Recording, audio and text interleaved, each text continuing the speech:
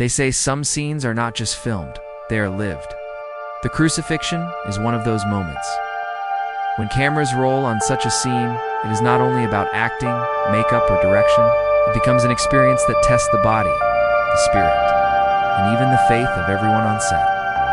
Our look behind this filming will take you into a place where cinema and emotion become one. The Crucifixion is not an ordinary scene in film history. It is a moment that has been recreated countless times. But each attempt comes with new weight. Directors know that they are not just capturing a story, they're touching something that carries thousands of years of belief, pain, and meaning.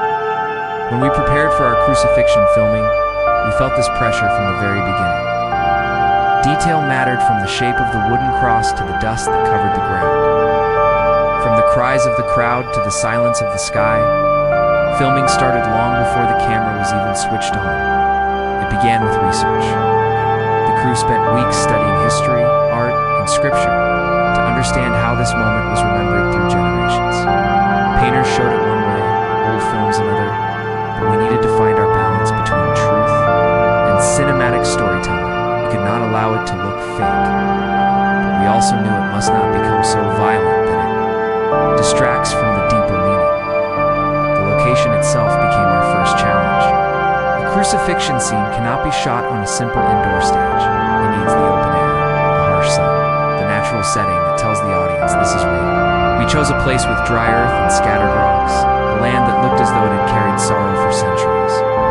Just standing there without cameras was enough to make the crew quiet. Everyone felt the gravity of what we were about to recreate. Then came the question of mood. How do you prepare a set for a story that is both brutal and sacred? Lighting was planned carefully. Sky could change within minutes. Bright sun, sudden clouds, golden evening light, each shift telling a different story. The director worked with the cinematographer to plan every angle. High shots would show the loneliness of the cross against the sky. Close shots would reveal the suffering on the actor's face. The crowd scenes would be chaotic but controlled, every extra trained to cry, shout, and move with emotion. But beyond visuals, there was silence. Silence is as important as sound in a crucifixion scene. When you watch, there are moments when no words are spoken, but the weight of the air itself speaks, the director replies. This is not only about what people see, it is about what they feel. That became our guiding thought as the filming days drew closer. Filming the crucifixion was never meant to be easy. The moment you see a man lifted on a cross, the scene must feel raw, painful, almost unbearable. But what you don't see on screen are the hidden battles fought behind the camera. Every second of this sequence came with a challenge that tested the endurance of the cast and the patience of the crew. The first challenge was physical. The cross itself was no measure. To look real, it had to carry weight, rough wood, and height and power. The actor playing the crucified figure endured hours trying to position the measures were in place, the strain on the body was real, shoulder taken, his back stiff, his arms burned with fatigue.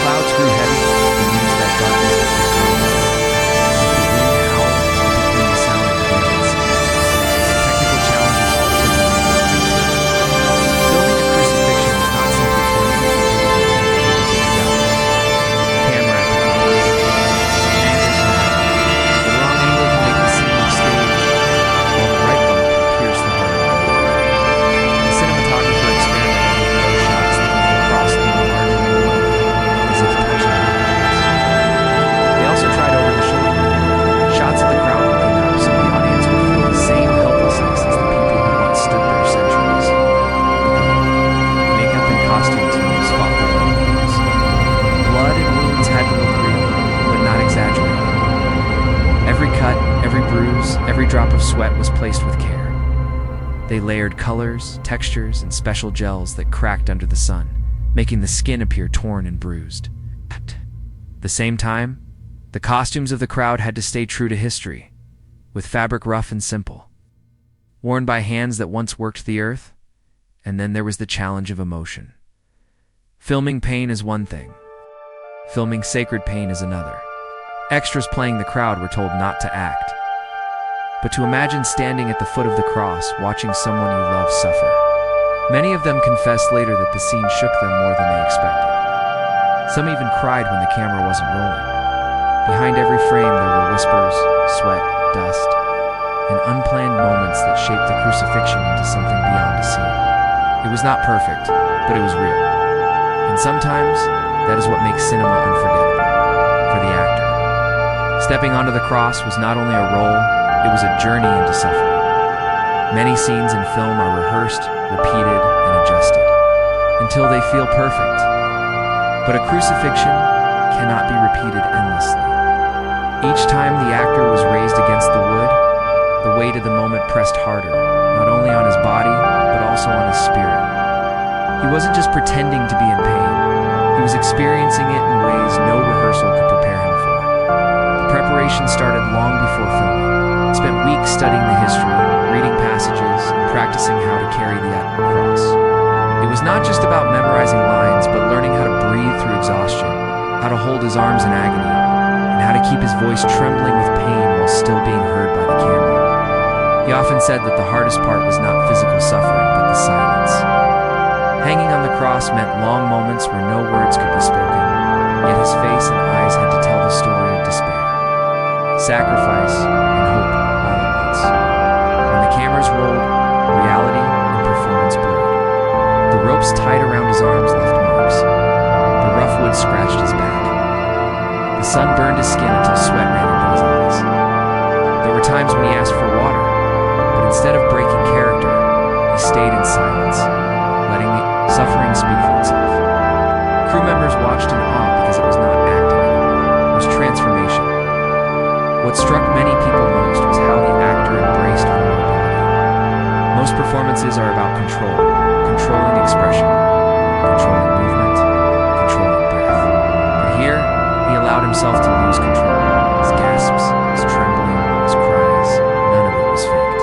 In one take, a tear rolled down his cheek, unplanned, and the director whispered, "Keep rolling." But that tear became one of the most haunting moments in the entire show. Even after the camera stopped, the weight of the role stayed with him. He would walk away from the cross with sore muscles and bruised skin. It was the emotional heaviness that lasted longer. At night, he told the crew that he dreamed of the scene.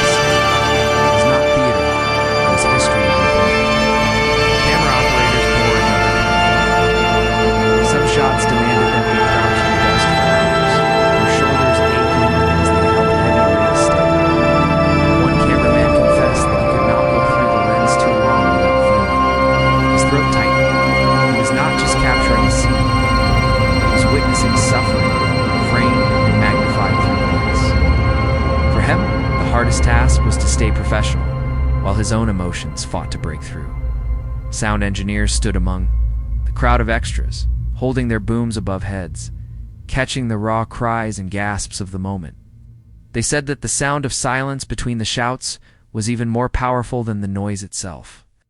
Sometimes, when the actor hung motionless on the cross and the world went quiet, the microphones captured nothing but wind.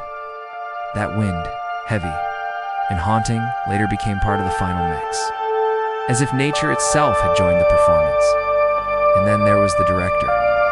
His role was not only to guide, but to protect. He shielded the actor when exhaustion grew too heavy. He calmed extras, who became overwhelmed by the emotions of the scene. And he reminded the crew, again and again, that they were not simply making a movie. They were holding a mirror to one of humanity's deepest wounds. His words carried weight. Treat this set as a sacred ground. Every frame must be handled with respect. For the crew, these days of filming left marks just as real as the scratches on the actor's body. Their arms ached from lifting, their eyes burned from sun and dust. But their hearts carried something heavier, the knowledge that they had helped shape a moment larger than themselves. When the final shot was captured and the cross lowered, silence spread across the set.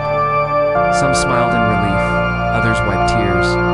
No one clapped, no one cheered, because they all understood that some stories are not celebrated, they are honored.